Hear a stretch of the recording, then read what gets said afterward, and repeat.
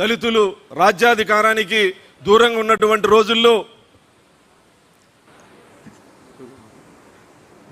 ఉన్నటువంటి రోజుల్లో డాక్టర్ బాబాసాహెబ్ అంబేద్కర్ గారి ఆలోచన విధానంతో తెలుగుదేశం పార్టీని స్థాపిస్తున్నానని చెప్పిన విధంగానే అధికారం లేకొచ్చిన తర్వాత తెలంగాణ ప్రాంతంలో దళితులు కాల్ముక్తా బాంచంద్ అనేటువంటి పటేల్ పట్వారీ వ్యవస్థని కూకటి వేలతో సహా పెగిలించినటువంటి నాయకుడు శ్రీ నందమూరి తారక రామారావు గారు ఆ రోజు మహేంద్రనాథ్ అనే ఒక దళితుణ్ణి ఆర్థిక శాఖ మంత్రిని చేసి దళితుల్ని అధికారంలో భాగస్వామ్యం చేసినటువంటి ఆ రోజు నుంచి ఈ రోజు వరకు అన్న నందమూరి తారక రామారావు గారి ఆలోచన విధానం ఏదైతే ఉందో దాన్ని గౌరవ ముఖ్యమంత్రి చంద్రబాబు నాయుడు గారు ముందుకు తీసుకెళ్లేటువంటి క్రమంలో దళితుల ఆత్మగౌరవాన్ని ఢిల్లీలో భారత పార్లమెంటు స్పీకర్గా బాలయోగి గారిని చేసి తెలుగు దళితుడి యొక్క ఆత్మగౌరవాన్ని దేశంలో నిలిపినటువంటి ఘనత నారా చంద్రబాబు నాయుడు గారిది. అదేవిధంగా ఒక మహిళని, దళిత మహిళని స్పీకర్ని చేసినటువంటి ఘనత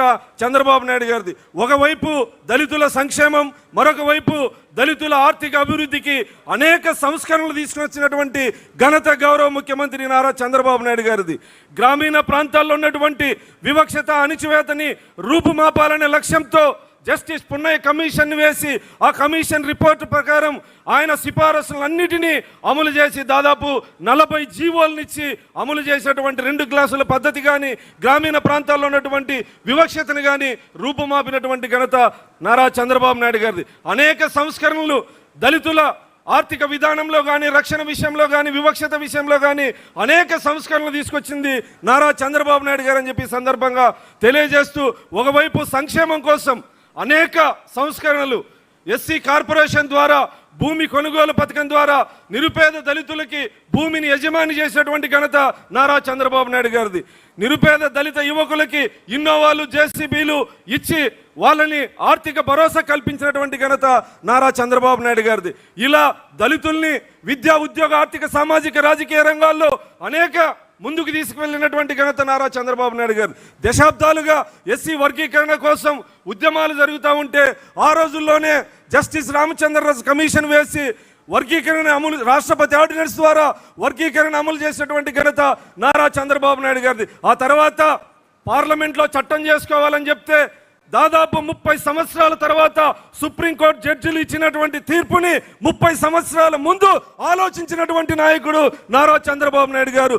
ఈరోజు దళితుల్లో ఉన్నటువంటి ఉపకులాలు అన్ని రంగాల్లో అభివృద్ధి చెందే విధంగా, ఏ కులానికి వ్యతిరేకం కాకుండా దళితుల్లో ఆర్థికంగా, విద్యాపరంగా, ఉద్యోగపరంగా వెనుకబడినటువంటి వాళ్ళకు కూడా చేయూతనిచ్చే విధంగా ఎస్సీ వర్గీకరణని అమలు చేసినటువంటి ఏకైక నాయకుడు భారతదేశంలో నారా చంద్రబాబు నాయుడు గారిని సందర్భంగా తెలియజేస్తారు. అదేవిధంగా మాలా మాదిగలే కాదు, బుడగ జంగాలు కానీ, రెల్లి కులాలు కానీ వీళ్ళు కూడా దళితుల్లో ఇంకా వార్డు మెంబర్ కానీ, ఎస్సీ కార్పొరేషన్ లోన్ తీసుకోలేనటువంటి కులాల్ని కూడా ఆర్థికంగా ముందుకు తీసుకెళ్లాలని చెప్పి ప్రయత్నిస్తున్నటువంటి నాయకుడు నారా చంద్రబాబు నాయుడు గారు.